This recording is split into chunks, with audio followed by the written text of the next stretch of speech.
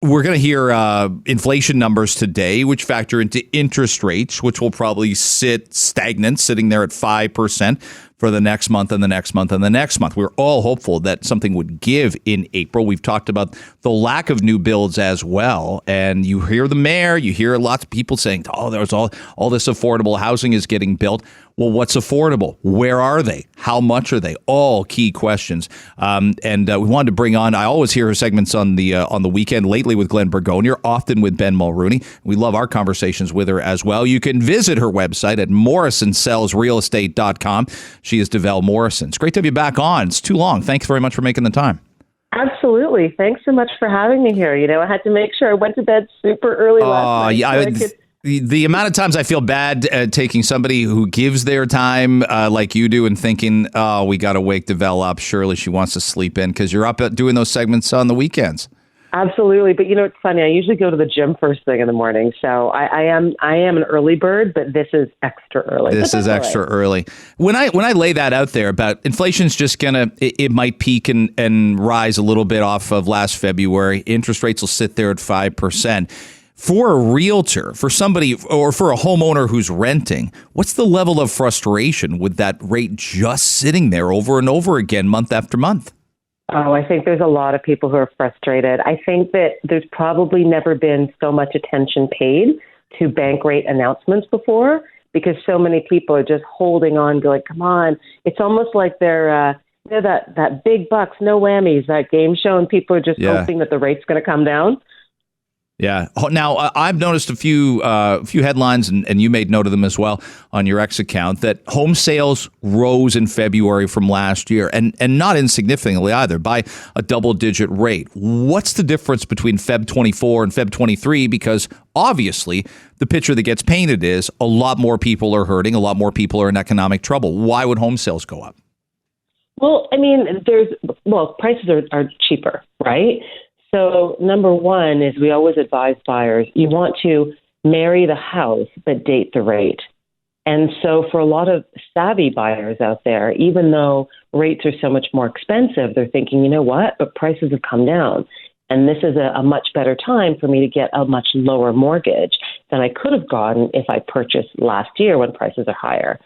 So, sales are increasing. We saw in January, for example, that sales started to increase. However, prices were not increasing.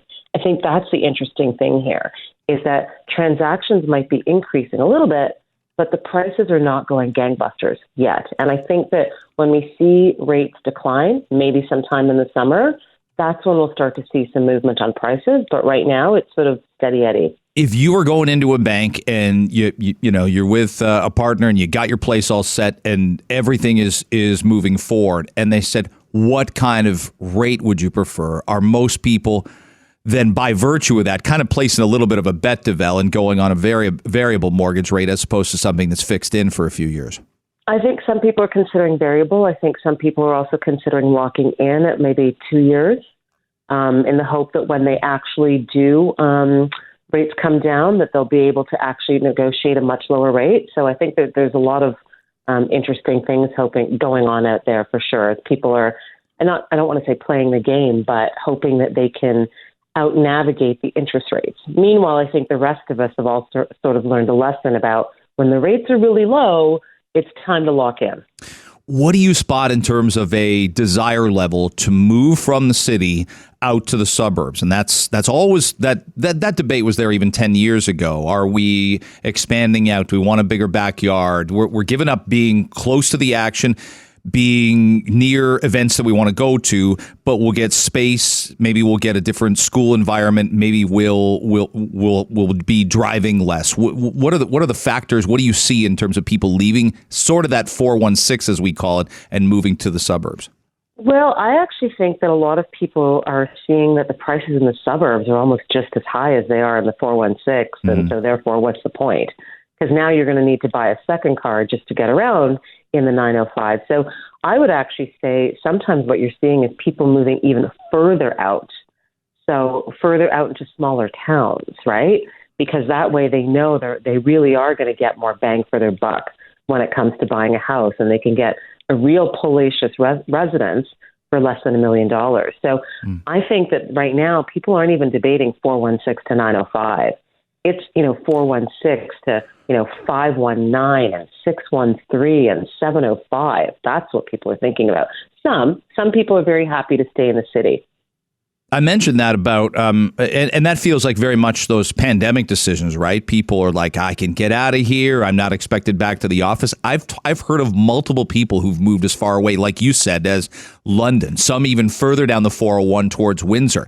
And they're like, I can't believe it. My boss wants me back in the office. And I'm like, yes. Like, what did you think you had a decade of where where it'd be all remote work? But I think people are coming back, and they're coming back to the reality where interest rates are higher, Devel, and prices haven't exactly dropped and plunged substantially. So whatever they sold for, they're having a tough time climbing back into that Toronto market if they got out of it. And so some of them are buying pied-à-terres. So I just literally have some clients right now that, were thinking they were going to sell their place in, an area just east of Coburg. And now they realize they're just going to keep their place. But now they want to get a pied-à-terre condo in Toronto so that when, one of the partners is working 3 days a week from Toronto, that they have a place to crash. Wow. A lot of big calls to make. You can find Devel at morrisonsellsrealestate.com. She is Devel Morrison. Great to have you back on the show. You can go, you have all the permission in the world to go back to bed now if you so choose. Thanks so much for having me. I appreciate it. Lots to chew on that particular front.